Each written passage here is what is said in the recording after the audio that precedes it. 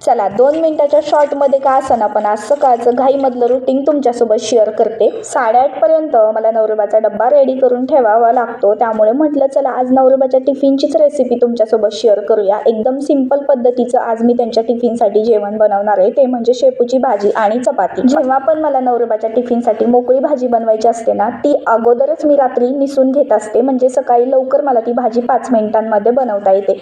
तर अगोदर मी स्वच्छ पाण्याने शेपू धुवून छान असा बारीक चिरून घेतला. त्यानंतर कढईमध्ये तेल टाकलं, त्यानंतर बराचसा लसूण आणि मीठ छान खलबत्त्यात कुटून घेतलं होतं ते टाकलं, शेपू धुतलेला टाकला. त्यानंतर कच्ची मुगाची डाळ टाकून छान शेपू परतवून घेतला एक साधारण 5 मिनिटे.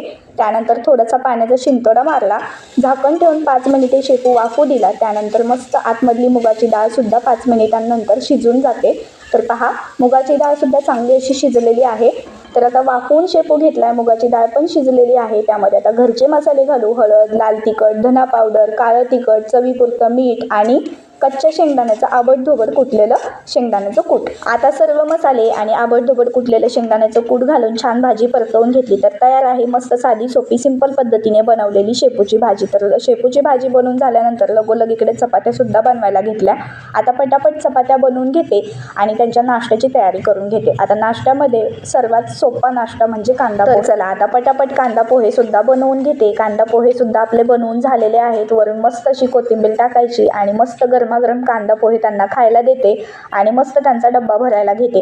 आता डब्यामध्ये जे साधं सोपं जेवण जे बनवलं आहे तेच देणार आहे. शेपूची भाजी, 2 चपात्या आणि सोबत तोंडी लावण्यासाठी लिंबाचं लोणचं. लिंबाच्या लोणच्याची जर रेसिपी हवी असेल तर नक्की कमेंट करा. लवकरच ती सुद्धा रेसिपी मी तुमच्यासोबत शेअर करण्याचा प्रयत्न करेन. तर बघा, असं काय असतं बघा माझं सकाळचं घाईमधलं रुटीन, आणि हे संपूर्ण मला 8:30 पर्यंत रेडी करून द्यावं लागतं. त्यात प्लस नाश्ता सुद्धा रेडी झालेला पाहिजे. तर 8:30 पर्यंत माझं हे सकाळचं घाईमधलं रुटीन तुम्हाला कसं वाटलं नक्की कमेंट करा.